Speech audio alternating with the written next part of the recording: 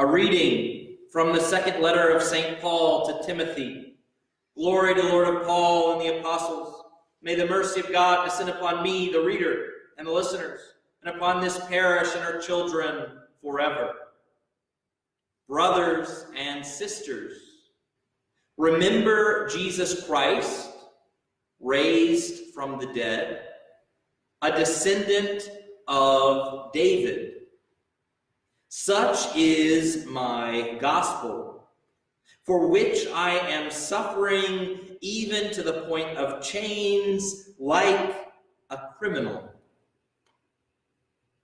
But the word of God is not chained. Therefore I bear with everything for the sake of those who are chosen, so that they too may obtain the salvation that is in Christ Jesus, together with eternal glory. This saying is trustworthy. If we have died with him, we shall also live with him. If we persevere, we shall also reign with him. But if we deny him, he will deny us. If we are unfaithful, he remains faithful, for he cannot deny himself. The evangelist Luke writes, "Now that very day, two of them were going to a village 7 miles from Jerusalem, called Emmaus. And they were conversing about all the things that had occurred. And it happened that while they were conversing and debating, Jesus himself drew near and walked with them. But their eyes were prevented from recognizing him. He asked them, 'What are you discussing as you walk along?' They stopped, looking downcast. One of them, named Cleopas, said to him in reply, 'Are you the only visitor to Jerusalem who does not know of the things that have taken place there in these days?' And he replied to them, 'What sort of things?' They said to him, 'The things that happened to Jesus the Nazarene, who was a prophet, mighty in deed and word, before God and all the people. How our chief priests and rulers both handed him over to a sentence of death and crucified him. But we were hoping that he would be the one to redeem Israel. And besides all this, it is now the 3rd day since this took place. Some women from our group, however, have astounded us. They were at the tomb early in the morning and did not find his body. They came back and reported that they had indeed seen a vision of angels who announced that he was alive. Then some of those with us went to the tomb and found things just as the women had described. But him they did not see. And he said to them, 'Oh, how foolish you are, how slow of heart to believe all that the prophets spoke. Was it not necessary that the Messiah should suffer these things and enter into his glory?' Then, beginning with Moses and all the prophets, he interpreted to them what referred to him in all the scriptures. As they approached the village to which they were going, he gave the impression that he was going on farther, but they urged him, 'Stay with us, for it is nearly evening, and the day is almost over.' So he went in to stay with them. And it happened that while he was with them at table, he took bread, said the blessing, broke it, and gave it to them. With that, their eyes were opened, and they recognized him, but he vanished from their sight. Then they said to each other, "Were not our hearts burning within us, while he spoke to us on the way, and opened the Scriptures to us?" So they set out at once and returned to Jerusalem, where they found gathered together the 11 and those with them. They were saying, "The Lord has truly been raised, and has appeared to Simon." Then the two recounted what had taken place on the way, and how he was made known to them in the breaking of the bread. This is the truth. Peace be with you. We are in the third week of the resurrection. We celebrate the resurrection for 7 weeks. A week of weeks, because it is a great feast. We end our celebration with Pentecost, the 50th day. But during these 7 weeks of the resurrection, we continue on as if today is Easter Sunday. We continue on as if today is the resurrection. And we can do this because through the resurrection, Christ granted us life not only on that day, but on every day. So let's start with the gospel. We have 2 disciples walking 7 miles to a town called Emmaus. They are walking there, they are getting out of Jerusalem, because even though they have heard that the tomb was empty, even though they have heard that angels had appeared to the women, even though it seemed that the resurrection was likely or possible or had happened, it did not yet happen for them. It did not yet matter for them. I want you to think about an event, an important event in your life. Maybe it's a wedding. Maybe it's a funeral. Maybe it's a birth. And your friend, say, or your daughter, or your sister, or your wife, or you yourself have just had a baby. And you are excited. You are excited because there is new life. Now, let's imagine that it's one of these hospitals where they put all the babies in one room. And so you go over and you look and you see these 12 babies, and you don't care about 11 of them. Even though all 12 of them are life, all 12 of them are new life, and there's not really that much that distinguishes one baby from the other, one of the babies matters to you. If you are in a funeral home and it's a busy day, so there's a few wake services going on, and you walk into the first one and you say, "Oh, I don't know this family. This is the wrong room. I don't care about this dead."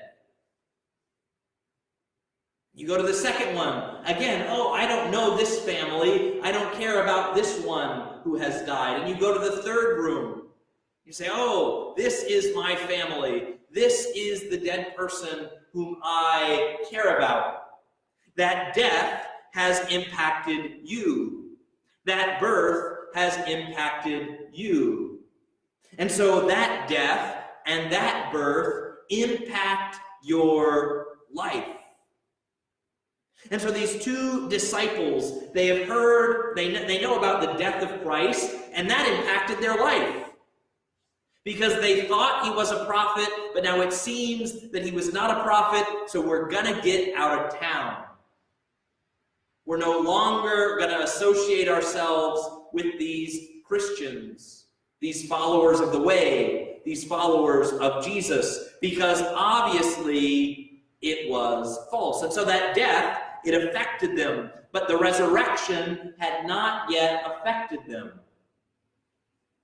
They did not yet understand the new life. And so they go about their plans to go to Emmaus.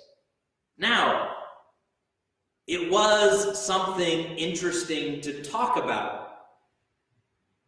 It was news. It was gossip. It was something that they could discuss, something that they could philosophize about. So they've gone from this level of not caring now to this level of, well, it's better than doing nothing. It's better than doing nothing. And so some of us, we might say, well, it's not that I don't care at all about the death and resurrection of Jesus Christ. Maybe, it's better than doing nothing. It's better to go to church on Sunday than to sit at my house alone, bored. It's better to read the Bible than to read nothing. If I'm stuck in a hotel and the TV doesn't work, I'll probably read the Bible rather than counting the curtains. And then Jesus appears. And he says, "What are you talking about?" And now they have someone who they can show off to. Someone who they can teach about the interesting things that have happened. Hey, we know something that you do not know. And so they're telling other people about Jesus, but they're only telling people about Jesus because it's something that they can tell him about. And then what happens? Then he begins to explain to them how all of these things had to happen. And beginning with Moses and the prophets, he explains the scriptures to them. He's going and he's working. He says, look, these things that you do hold important, the Old Testament, this thing that you do believe, it is fulfilled in him. He had to die. Look at Psalm 22. Look at Isaiah 53. Look at Genesis chapter 3. He had to die. He had to suffer. By his stripes, we are healed. And so they begin to become interested in this man. They begin to become acquaintances, even friends a little bit with this man, so that when they get to Emmaus, they invite him to stay with them. I don't know how many of you would invite someone who you have only met a few hours ago to stay with you. But you say, this guy's interesting. He's an interesting speaker. Why not?